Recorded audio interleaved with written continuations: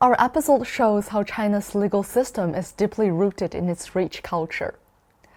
As international students in China, have you learned any expressions or idioms that include the character fa? And what are your thoughts on the integration of legal concepts into everyday language? Well, I think integrating law into language and idioms is a great idea because it subtly reinforces people's understanding of the law. In Indonesia, we also have proverbs related to law and justice, reflecting how legal concepts are woven into our cultural wisdom. It's keadilan jadi barang sukar ketika hukum hanya tegak pada yang bayar. Also means, in English, justice becomes a scarce commodity when the law is only enforced for those who pay. It's similar to how Chinese idioms carry legal ideas. They make abstract legal concepts easier for people to grasp in daily life. As an international student in China, I've learned many expressions with the character fa.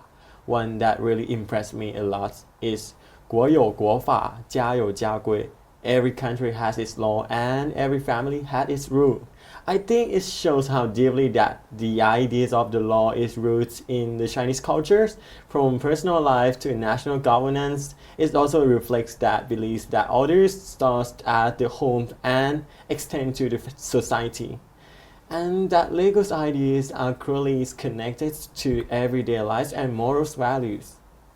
Okay, thank you for sharing. Now my next questions are, China has developed the tradition of integrating rights and laws throughout history. Does your country have similar practices? What do you think are the roles of the two in social governance?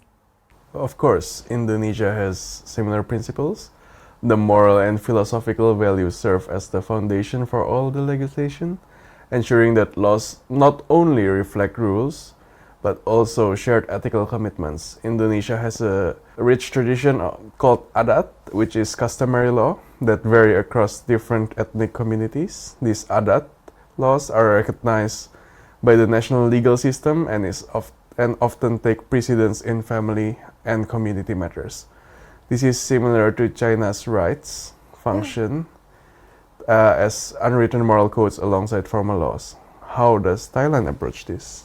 Yeah, in Thailand, courts often emphasize rehabilitations over just punishing people because we believe that people can change and grow morally through the compassion and wisdom.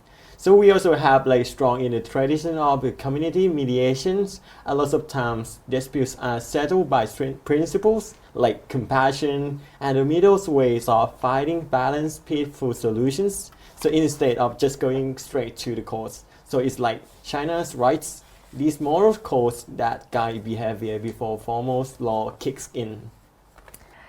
It's clear that moral and traditional elements play key roles in both your country's legal systems. Now, let's talk about equality before the law. The spirit of the law does not favor the powerful has been a significant source of governing the country by law in contemporary China, which emphasizes equality before the law. How does your country understand the employment equal treatment under the law? Well, our country has anti-corruption laws and constitutional court that embody the idea of impartiality. However, law enforcement can be still quite a bit challenging. China saying that the law does not favor the powerful reflects a hope that ensuring legal equality can become a reality rather than just a principle.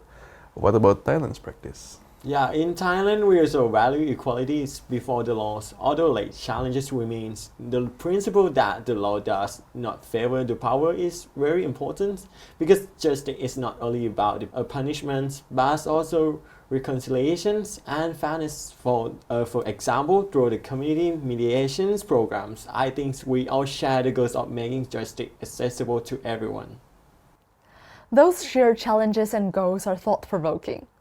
Finally, after exploring the historical development of Chinese legal culture, from the early codifications in the Xia and Zhou dynasties to the Tang Code and beyond, how has this rich legal tradition shaped your understanding of China's legal system today?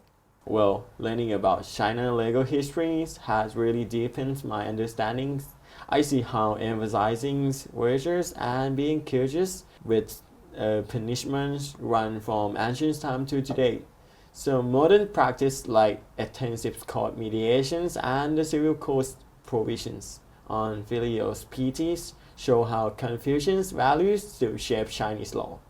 I believe that Thailand can also develop modern law while honoring our tradition. So do you have any similar thoughts? Yes, exactly. Learning about Chinese legal history showed me how a legal system can be both ancient and modern rooted in philosophical traditions, while also addressing contemporary needs. What struck me as particularly interesting was the continuity.